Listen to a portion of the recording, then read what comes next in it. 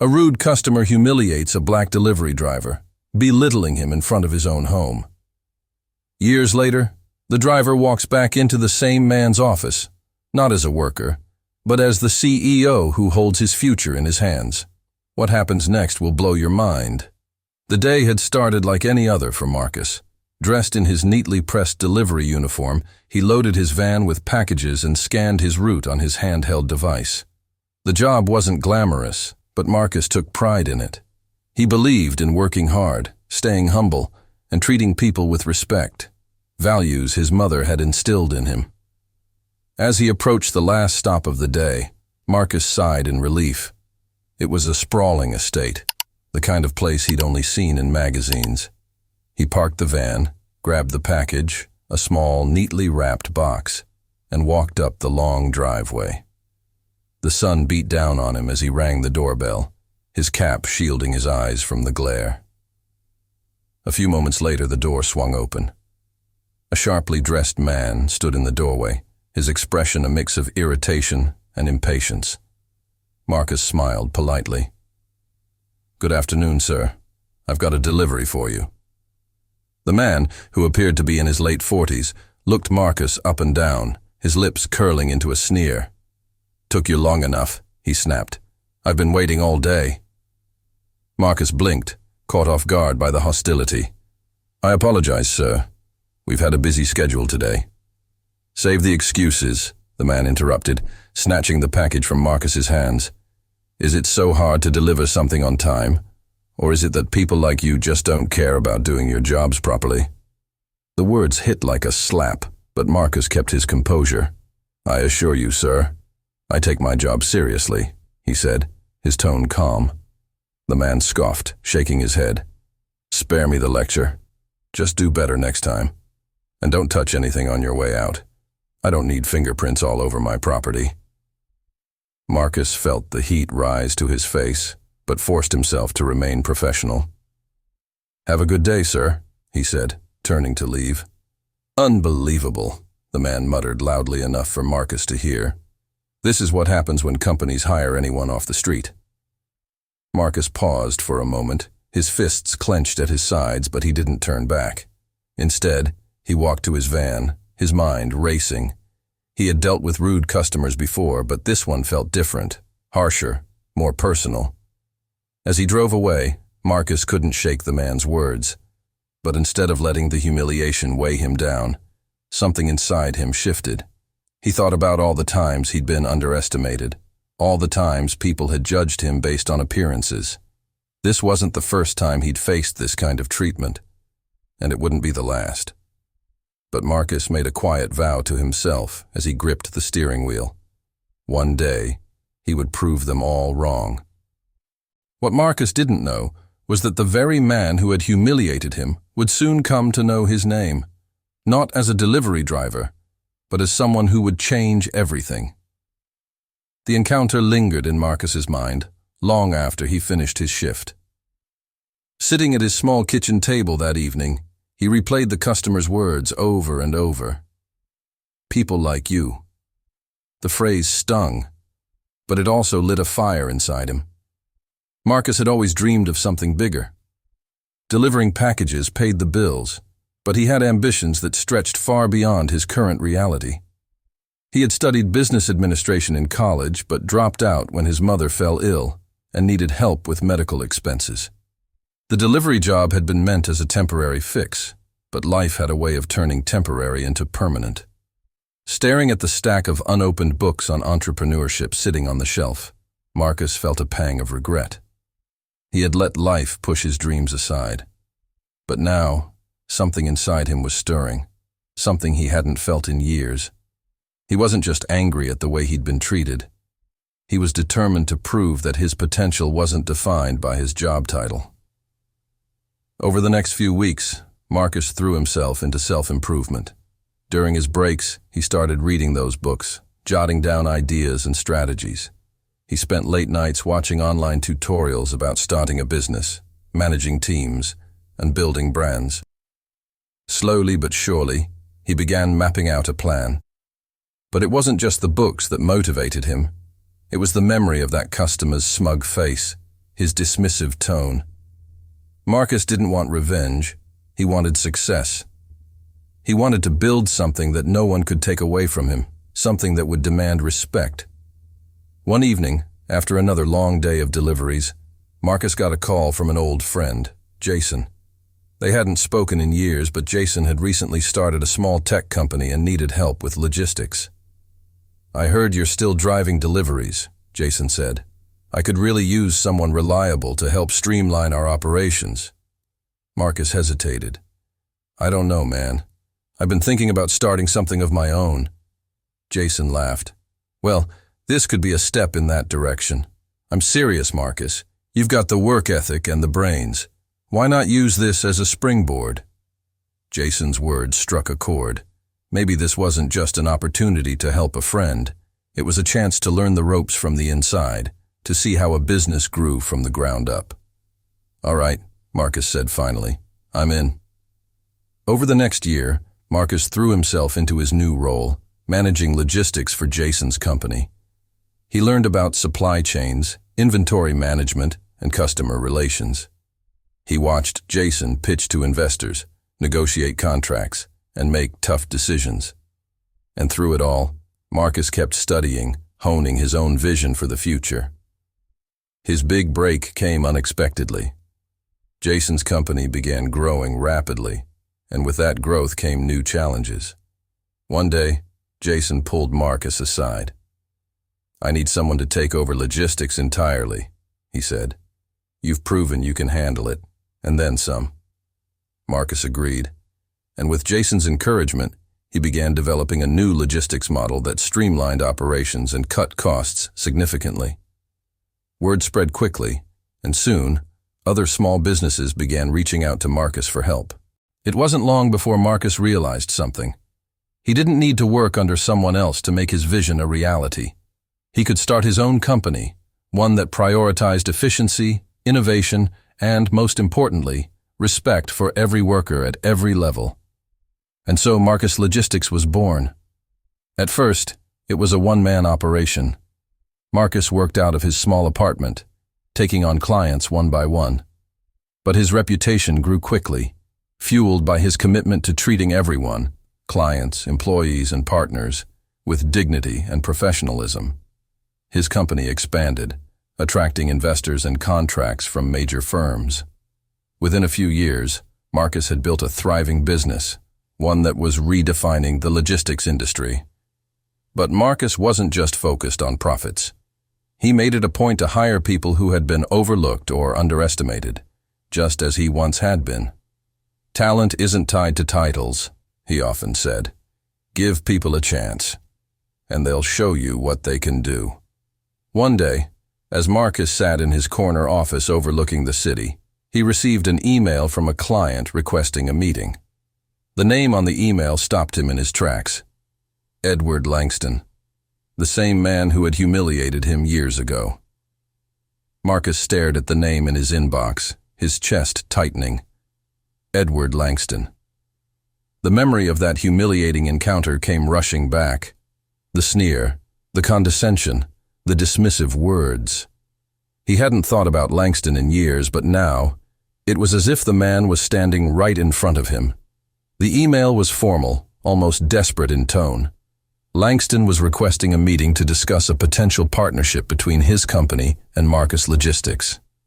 It seemed Langston's business, a luxury goods firm, was struggling to manage its supply chain, and Marcus's reputation for efficiency had reached his ears. Marcus leaned back in his chair, a small smile tugging at the corner of his lips. The irony wasn't lost on him. Years ago, Langston had looked down on him as just a delivery driver. Now Langston was coming to him for help. He debated how to respond. Part of him wanted to refuse outright, to remind Langston of the way he had been treated and make him feel the sting of rejection. But Marcus quickly dismissed the thought. He hadn't built his company on spite or grudges. He'd built it on professionalism and respect, values that had carried him this far. With a deep breath, Marcus drafted a reply. He kept it short and formal, agreeing to the meeting and suggesting a time for the following week.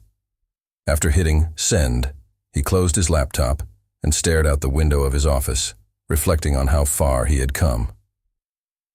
The day of the meeting arrived. Marcus sat in the conference room of his sleek downtown headquarters, his confidence radiating through his sharp-tailored suit. He glanced at the clock as the receptionist announced Langston's arrival. When Langston entered, Marcus almost didn't recognize him. The once proud man looked visibly worn, his suit slightly rumpled, his demeanor subdued. But as soon as their eyes met, Langston's face froze, his brow furrowed as if trying to place where he'd seen Marcus before. "Mr. Langston," Marcus said, standing and extending his hand. "Welcome to Marcus Logistics." Langston hesitated for a fraction of a second before shaking his hand. "Thank you. Mr. Marcus, was it?" Marcus smiled faintly. "Just Marcus will do. Please, have a seat." As Langston sat down, he glanced around the room, his discomfort evident. "You've built quite an operation here," he said, his voice strained. "Thank you," Marcus replied evenly. "Now, what can I do for you?" Langston cleared his throat, pulling a folder from his briefcase. "My company, Langston Luxury Goods, is facing significant delays in our supply chain. Our current logistics provider isn't meeting our standards, and we've been hemorrhaging clients because of it. Your company's reputation for innovation and efficiency speaks for itself, which is why I'm here." Marcus nodded, his expression calm and professional. "I see. And what kind of solution are you looking for?" Langston began explaining his needs, laying out the details of his company's struggles.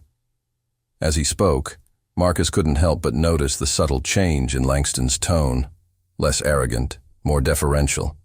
The power dynamic had shifted completely, and Langston knew it. When Langston finished, Marcus leaned forward, his fingers steepled. "Your challenges are significant, but manageable. We've handled similar cases before and delivered results." Langston exhaled, relief washing over his face. "That's excellent to hear. If you're willing to take us on as a client, I'm confident we can turn things around." Marcus paused, letting the silence hang for a moment. "Before we proceed, Mr. Langston, I'd like to address something." Langston's smile faltered. "Of course. What is it?" Marcus's voice remained steady, but his gaze was unflinching. "Several years ago, I delivered a package to your home. I was a driver at the time." Langston blinked, confusion crossing his face before realization dawned. His eyes widened, his expression shifting to something between shock and embarrassment. "I remember now," Langston muttered. "You were—" Marcus nodded. "Yes, I was the driver you humiliated. You questioned my professionalism, my capabilities, even my worth. I never forgot that encounter." Langston opened his mouth to speak, but Marcus held up a hand. "I'm not bringing this up to make you uncomfortable, but to make something clear. My company operates on respect for clients, employees, and everyone in between. If we're going to work together, that respect must be mutual." Langston swallowed hard, his face flushing. I was out of line back then," he stammered.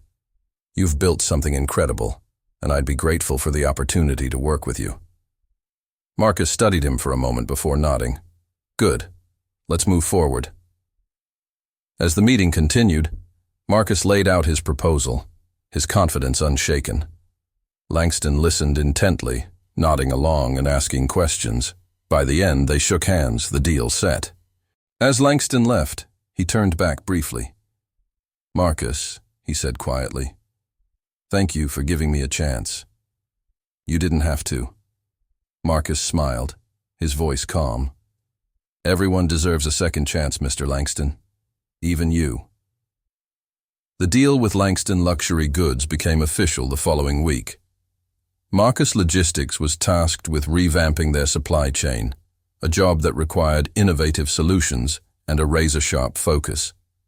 Marcus treated the partnership like any other, but he couldn't ignore the subtle satisfaction of knowing how far he'd come since that fateful delivery. For Langston, the transformation wasn't just about business. It was personal. Working with Marcus brought a constant reminder of his arrogance and the assumptions he had made about people. Each meeting felt like a quiet reckoning as he watched Marcus lead his team with precision and respect, the kind of leadership Langston knew he had failed to embody. One morning, during a status meeting, Langston sat across from Marcus in the sleek conference room at Marcus Logistics headquarters. Marcus's team projected charts and data onto the wall, explaining the progress they'd made in streamlining Langston's operations. These improvements have already reduced delays by 30%, one team member explained. We're on track to cut costs by an additional 20% over the next quarter. Langston nodded, visibly impressed. That's remarkable. Better than I'd hoped for. Marcus leaned back in his chair, his expression calm and professional. Our goal isn't just to meet expectations, Mr. Langston. It's to exceed them. Langston shifted in his seat, his discomfort apparent. You know, Marcus, he began hesitantly. I've been meaning to say something. Marcus raised an eyebrow but said nothing, allowing Langston to continue. I owe you more than just thanks for taking us on as a client, Langston said, his voice quieter than usual. I owe you an apology. Back then, when you were a delivery driver, I was out of line. More than that, I was wrong. The room fell silent. Marcus's team exchanged subtle glances, sensing the weight of the moment. Marcus sat forward, his gaze steady. Go on. Langston exhaled, looking directly at Marcus. I judged you without knowing anything about you. I assumed I was better than you simply because of the position I held. But seeing what you've built, how you lead, it's clear I couldn't have been more wrong. You've shown me what true leadership looks like, and for that, I'm grateful. Marcus regarded him for a long moment, the words sinking in. Finally, he nodded. Apology accepted, Mr. Langston. But remember, respect isn't just something you say. It's something you show. To everyone. Langston nodded solemnly.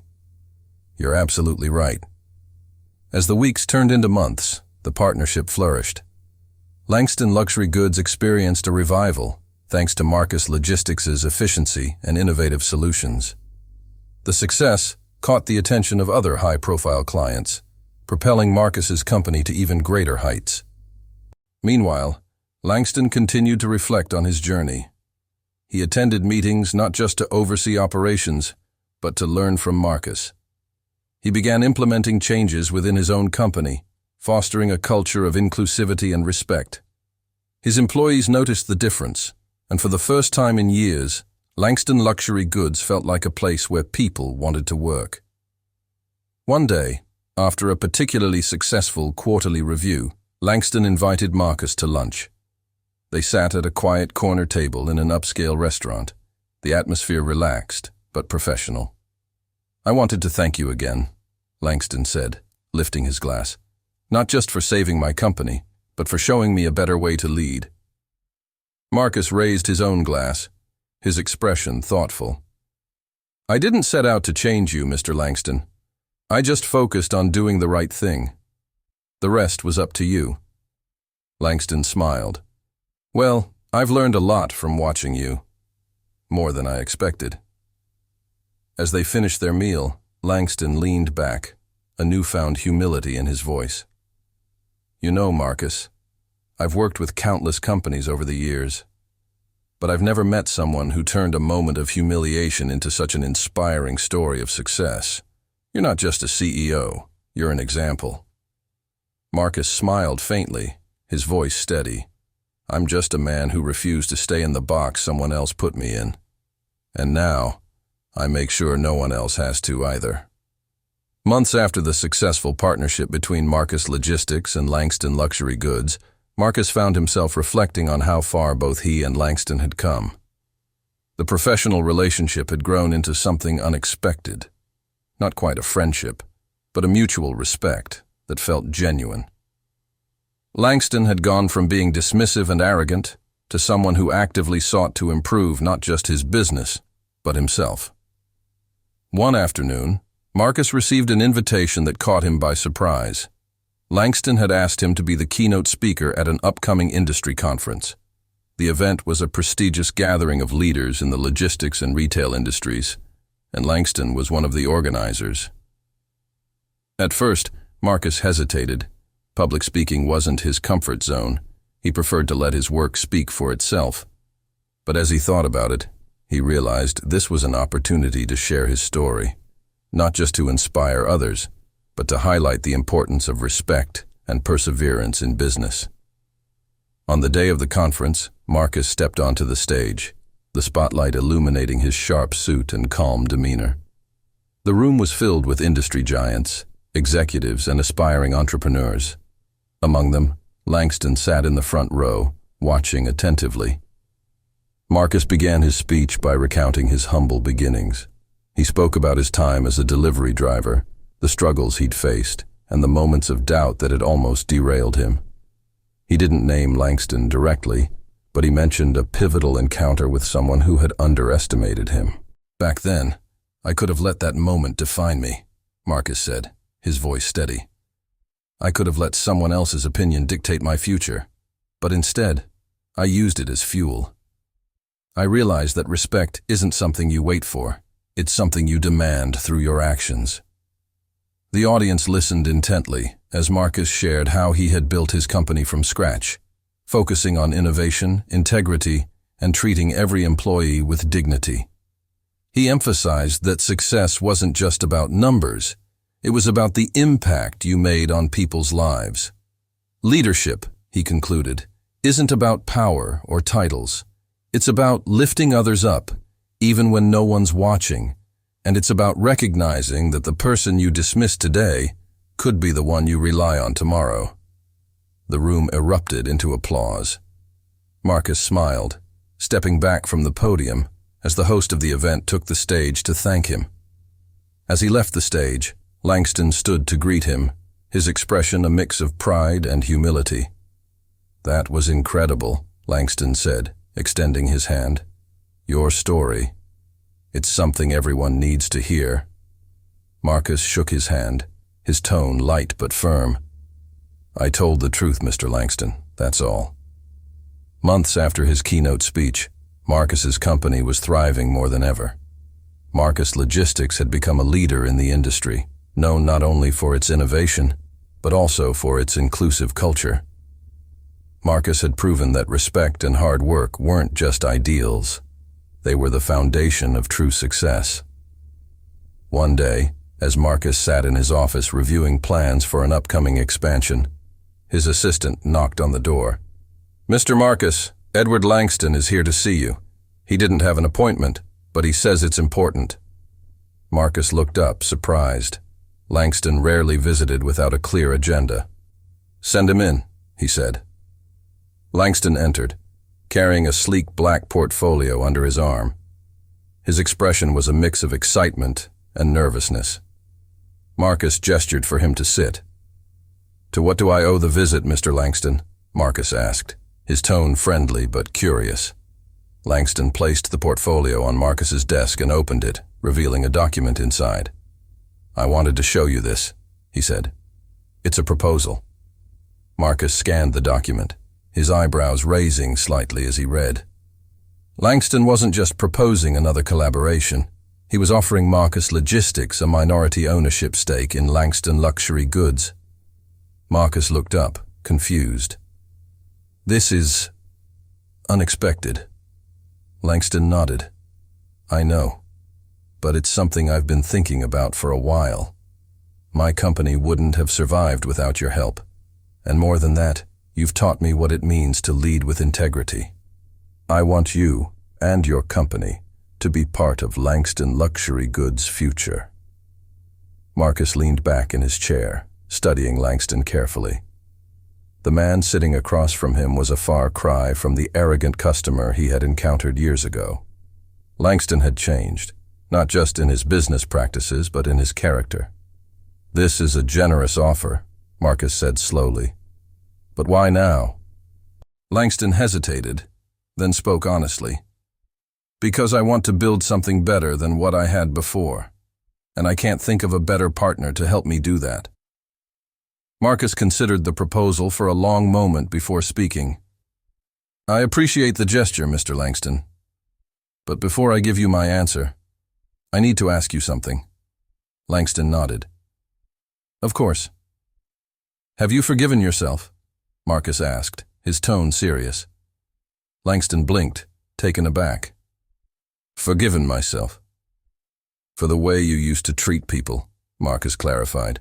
"For the assumptions you made about me, and probably others. Have you truly made peace with who you were?" Langston exhaled, his gaze dropping to the floor. "I think about it every day," he admitted. "I've apologized to you, and I've tried to make amends with others I've wronged.